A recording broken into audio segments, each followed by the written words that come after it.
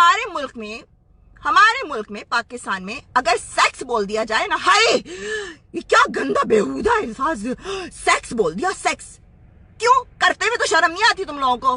बहनचोद, जिस तरह से तुम इस दुनिया में आते हो ना, वो सेक्स की वजह से ही आते हो। तुम्हारे माँ बाप ने गलीज हरकत की थी तो तुम जैसे कमीने पैदा हुए, कॉन्डम पहन लेते तो तुम जैसे कमीने पैदा नहीं होते। समझ में आई ना? तुम लोगों के माँ बाप जो है ना वो है कसूरवार, क्योंकि उन लोगों ने तुम जैसे कमीनों को पैदा किया, खलीलुर रहमान जैसे कमीनों। तेरे माँ बाप ने कॉन्डम पहनना था ना तो तुझ जैसा कमीना पैदा नहीं होता।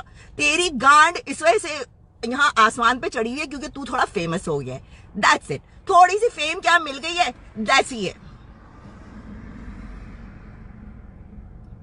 पाकिस्तान ने आज इस तरह, तुम जैसे हो पाकिस्तान में इस तरह का, हाँ नहीं, लड़कियों को जाहिल रखो ना, लड़कियों को पढ़ने मत दो, औरतों को काम नहीं करने दो, अपने पाँव पे खड़े नहीं होने दो, ताकि वो तुम लोगों की मोहताज रहे, राइट?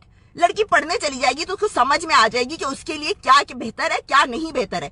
लड़की को जाहिल बना के रखो, ठीक है ना?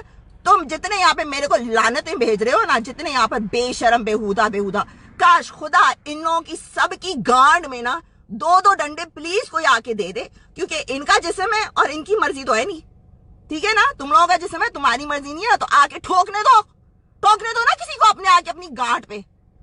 नहीं, उस वक्त तो नहीं ना, उस वक्त तो आपका जिस्म आपकी मर्जी हो जाएगी। Please stop this.